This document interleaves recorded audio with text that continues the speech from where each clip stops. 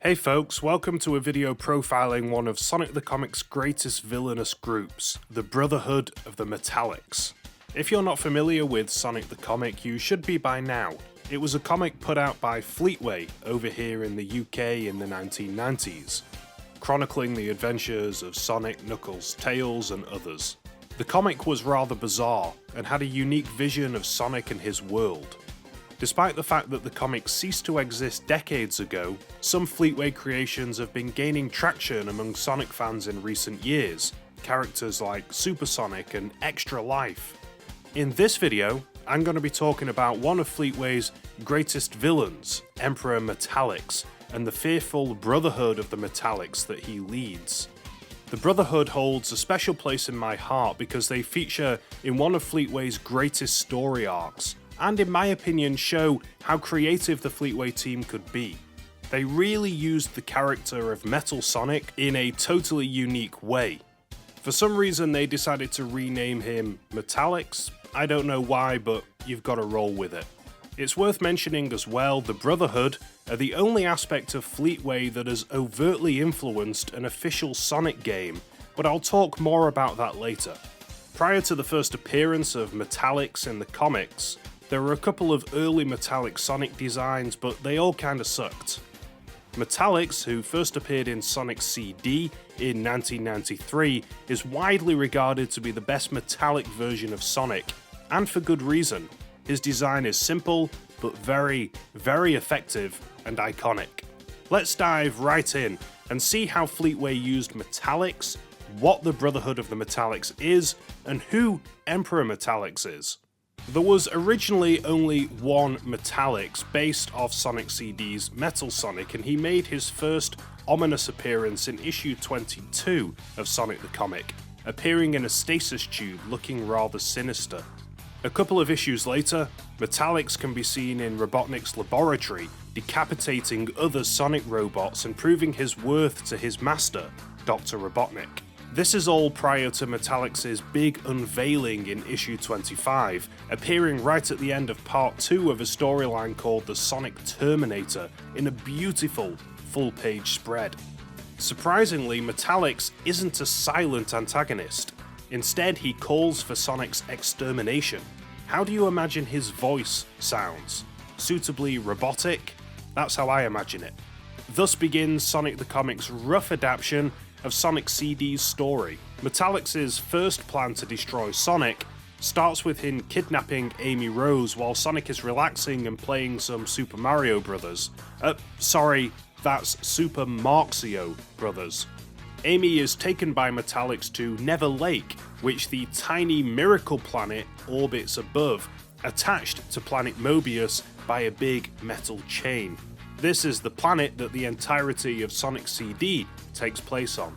When Sonic arrives to save Amy, he finds the Miracle Planet converted into a metallic hellhole by Robotnik. That's when Metallix jumps out for a big fight with Sonic. Metallix, alongside his speed, also has enormous strength and can fire energy blasts from his chest, making him a formidable opponent. The two fight so fast that Amy can't actually keep up with them.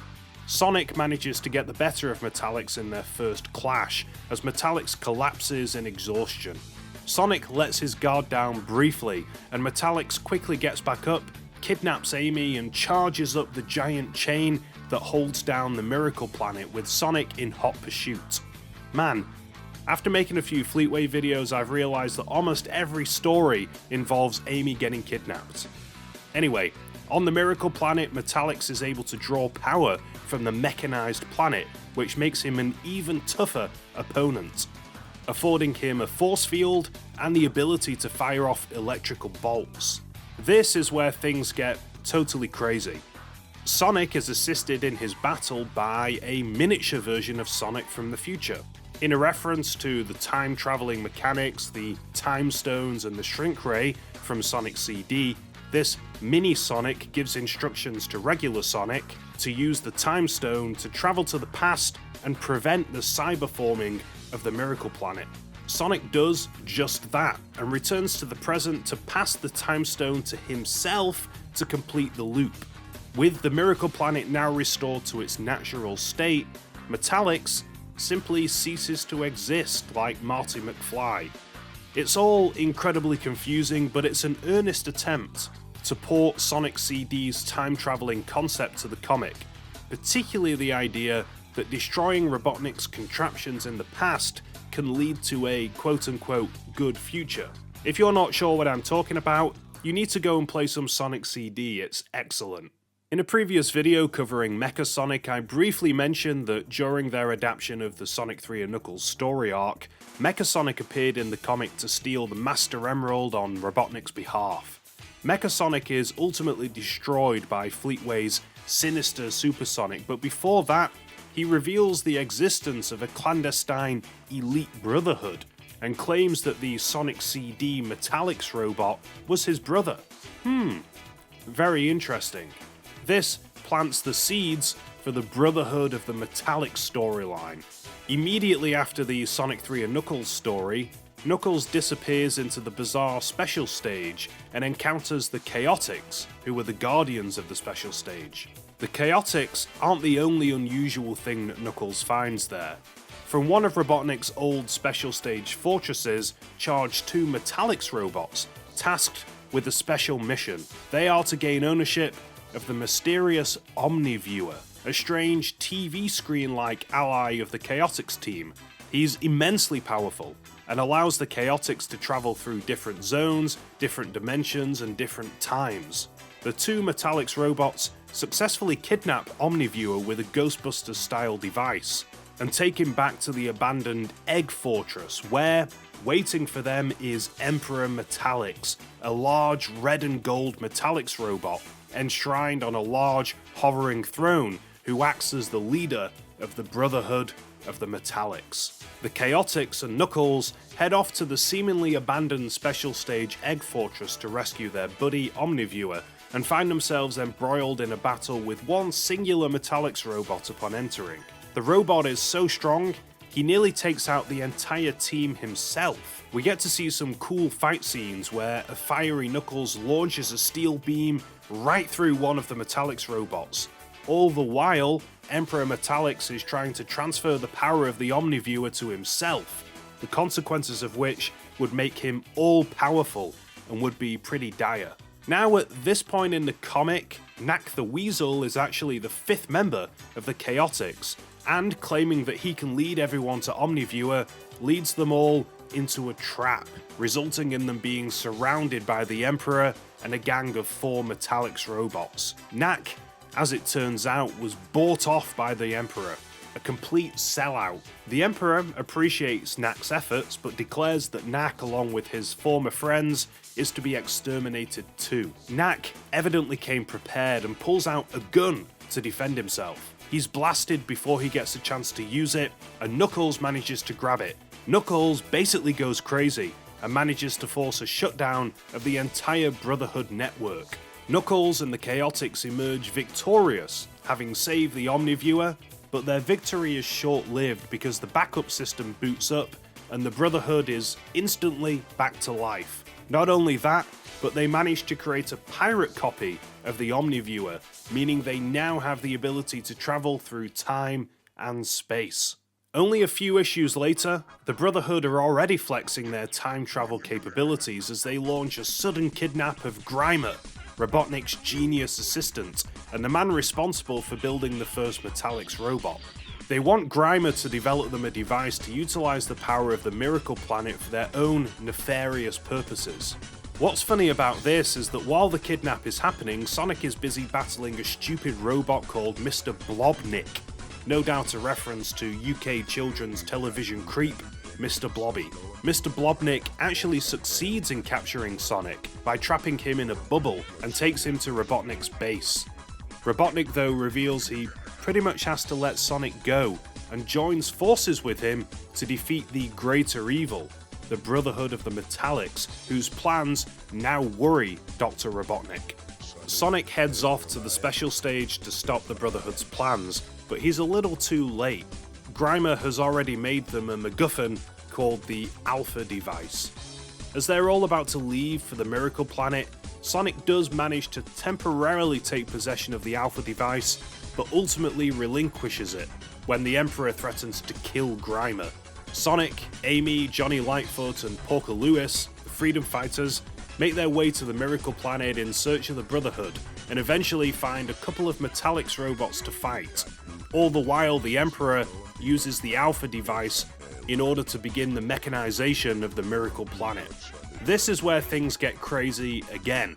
Porker Lewis, a little scientific genius, rigs a defeated Metallix into a bomb that he remotely detonates to destroy most of them, seemingly saving the day. In a last gasp, the Emperor grabs the Alpha device and begins to fade out of existence.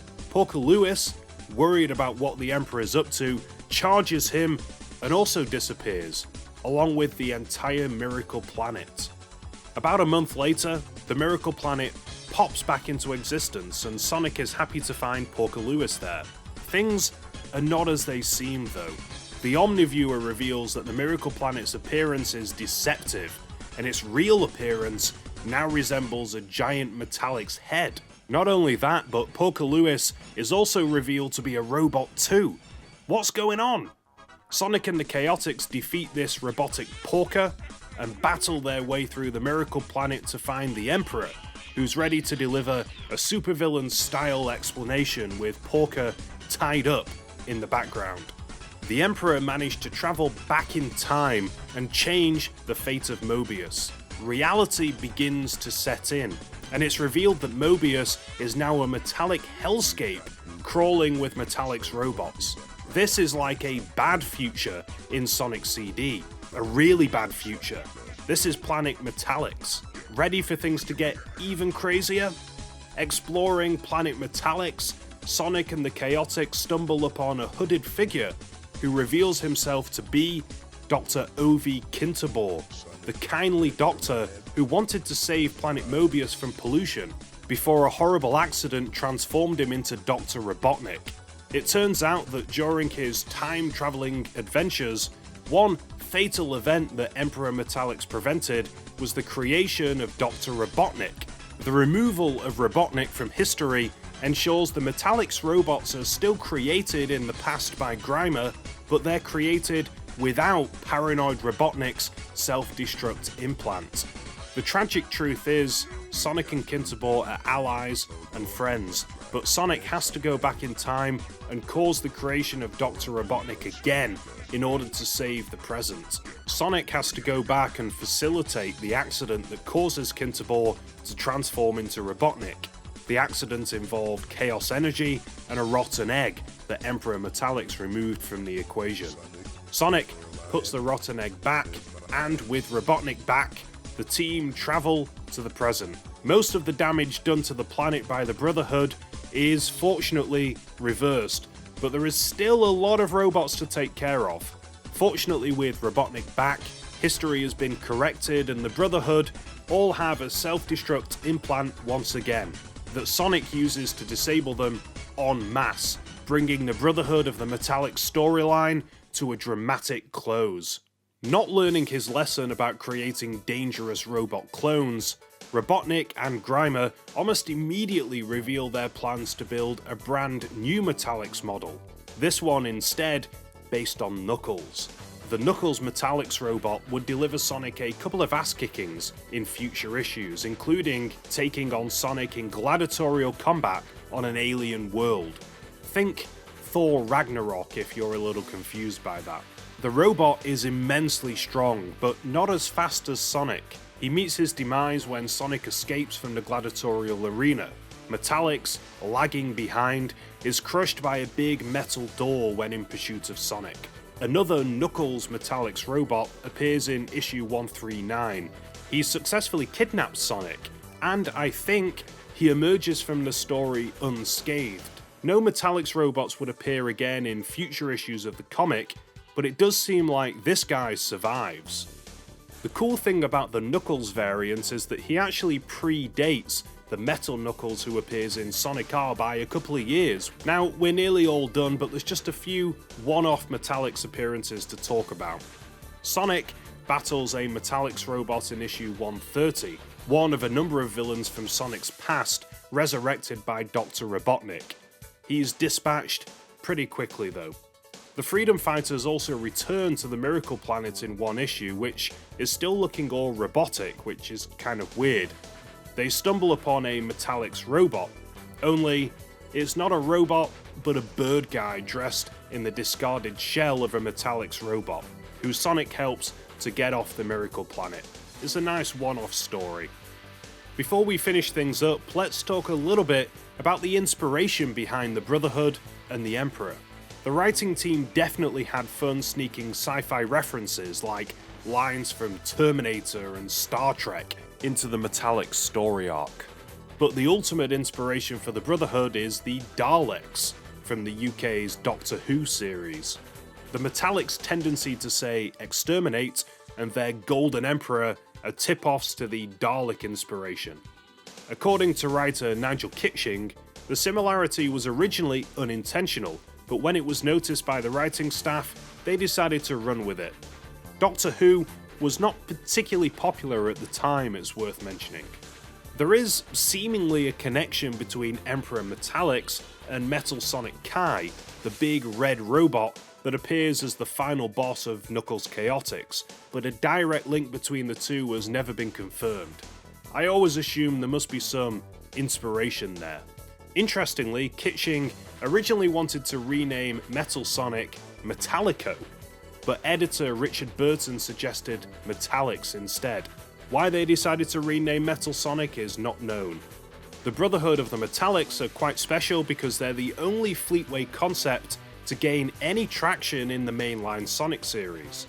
The Sonic Encyclopedia that released last year admitted that the Metal Sonic boss fight that takes place in Sonic Mania is actually inspired by the Brotherhood of the Metallix. So there you go. Sega have acknowledged Fleetway. Awesome. Of course it's not official, but the Emperor also appeared in a very popular and well done fan game called Sonic Time Twisted, which released back in 2017. The Emperor appears as a boss, and he's actually not the only Fleetway reference in the game. Thanks to the Time Twisted team for the Fleetway representation. It's also worth mentioning that a robot called Metallix also appears as a major antagonist in Super Mario Bros. Z. He's the main antagonist of the Metallix saga, which kicked off in 2015. I would assume that the name was inspired by Fleetway. And that wraps up one of the most epic sagas in Fleetway's history. What do you think? Did Fleetway do Metal Sonic justice or what? As always, if there's someone you're dying to hear me talk about, let me know in the comments, and if you want more Fleetway videos, I've compiled them into one convenient playlist, so check that out. Thanks for watching, and hopefully, I'll see you next time.